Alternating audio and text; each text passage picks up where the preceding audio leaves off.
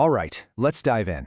Today, we're tackling something huge, this idea of intellect over impulse. It's all about how we can move from being driven by our emotions to actually taking charge of our own minds. This is a real game changer in how we experience life, so let's get right to it.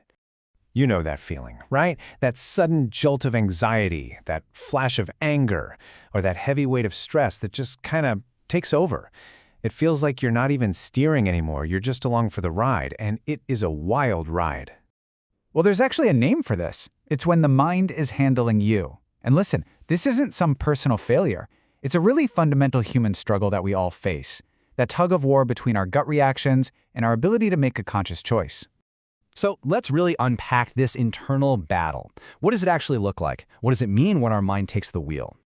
The source material has this fantastic metaphor for it, the animal mind. Just picture a dog seeing a treat. There's a stimulus, the treat, and an immediate automatic reaction. When our mind is handling us, we're doing the exact same thing. We're just being handled by our impulses. But here's the thing, and this is absolutely crucial. We always have a choice. In any given moment, we're standing at a fork in the road. We can either react or we can choose to respond. Two very different paths. Let's break this down, because the difference is everything. A reaction, that comes from the ego. Its focus is always outward. It's about blaming someone else, proving a point, fighting the world. And the result is always more turmoil. But a response, that comes from your intellect. It's focused inward. It's about self-awareness, about keeping your own peace, and the result? Stability. Okay, so that sounds great, right? But how do you actually do it? How do you choose to respond instead of just reacting? The key is learning how to create a little bit of space, a little gap between what happens and what you do next. It's all about the power of the pause.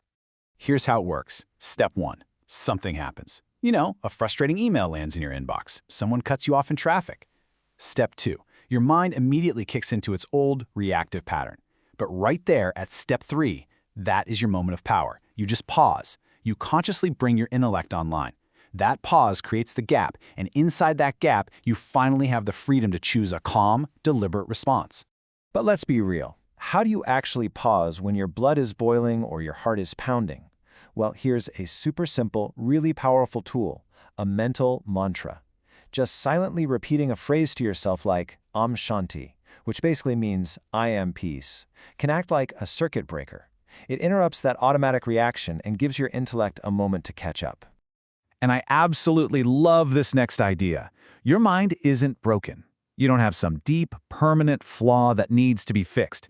It's more like your brain is a computer that's gotten a little buggy and just needs a quick reboot. This whole practice is just hitting Control-Alt-Delete to get things running smoothly again. Now, to make all of this work, it really requires a huge shift in perspective. It means we have to stop focusing so much on judging the world out there and start turning that attention inward to understand ourselves. The source puts it in this really stark, powerful way. The idea here is that the real root of our reactivity, our suffering, it isn't out there. It's not other people's fault. It's in our own lack of self-awareness. It's in our own internal ignorance. And when you really let that sink in, it's incredibly empowering. It means your peace of mind doesn't depend on anyone else changing. It's an inside job. By working on your own internal stuff, you start to free yourself from being tossed around by all the chaos outside. And that's why, from this perspective, getting fixated on external events or figures is seen as a distraction. The point isn't to ignore the world, but to realize that the real work, the most effective work, starts with you.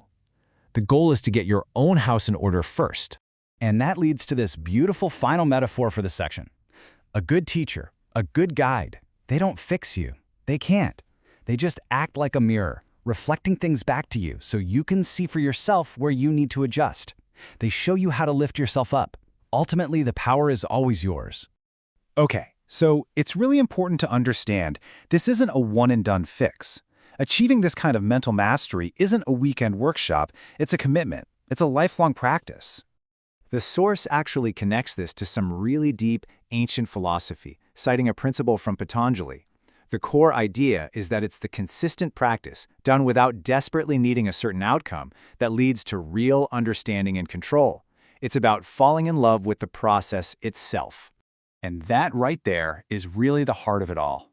Mastery isn't some far-off destination you finally arrive at. It's the choice you make right now, and in the next moment, and the one after that. It's that daily, moment-to-moment decision to handle your mind instead of letting your mind handle you. So I want to leave you with this one question to think about. The next time you feel that flash of frustration, that wave of stress, who's going to answer? Is it going to be your automatic, impulsive animal mind? Or are you going to pause and let your calm, conscious, powerful intellect speak for you? The choice is always yours.